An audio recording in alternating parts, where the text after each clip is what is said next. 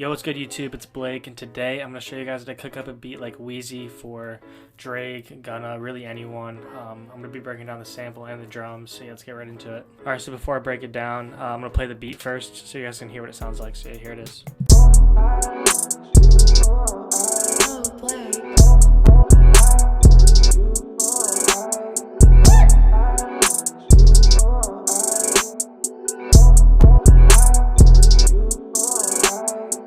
Alright, so now that we know what it sounds like, I'm going to start breaking down the melody. So here's the first melodic element I started with. It was this one shot from my boy Odyssey's kit. He's super fire. Go check him out. I'll link his channel in the description. But here's the melody I first played out.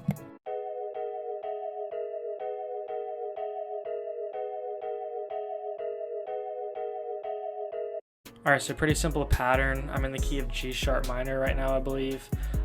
Because I set my scales in the back here using the ghost notes, so I knew what notes to use. And so yeah, pretty simple pattern, really repetitive, just kind of needed something as a base layer before I started adding the top layers. So yeah, let's go into the next one. Alright, so the next sound I used was an electric guitar. It copies the same notes as the first layer that we used, but we added a little bit of top notes to it, so here's that.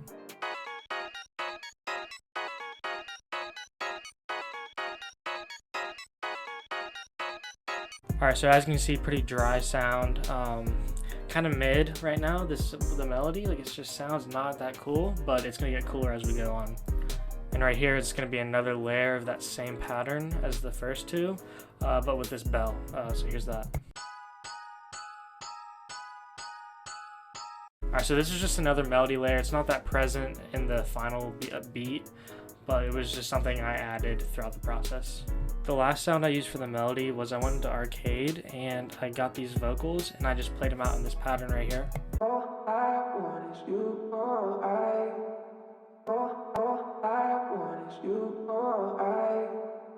So yeah, I just thought it was a really cool layer to add, and adding vocals in your beat, sometimes it can be overdone, but I thought it suited this melody well once I exported it with everything.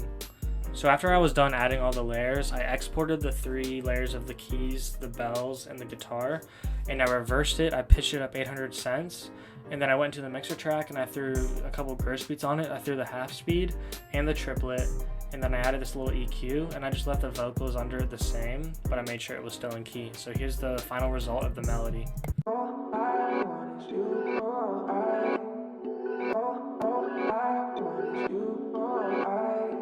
Alright, so now starting off with the drums, here's the hi-hat pattern I put together.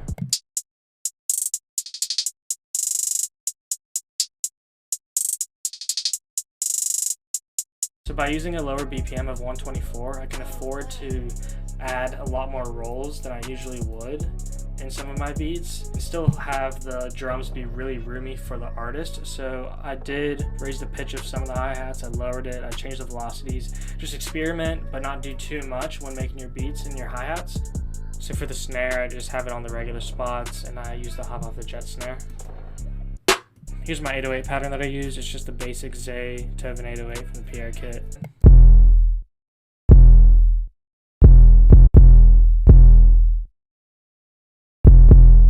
So as you can see, I stretched out this 808 note, and what that does is it shortens it, because with the cadence of the vocal chops that I made earlier, it flowed really well when it hit the 3 and it goes into this little section.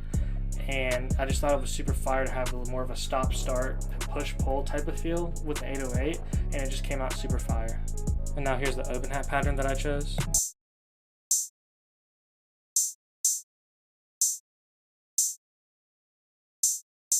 I forgot to mention the effects I added to the arcade vocals. So I added this delay, and then I added this reverb and a love filter. I did put an EQ on the hi-hat just to cut out the unnecessary lower frequencies. So yeah, that's basically the whole beat breakdown. Thank you guys for watching, and I'll see you guys next time.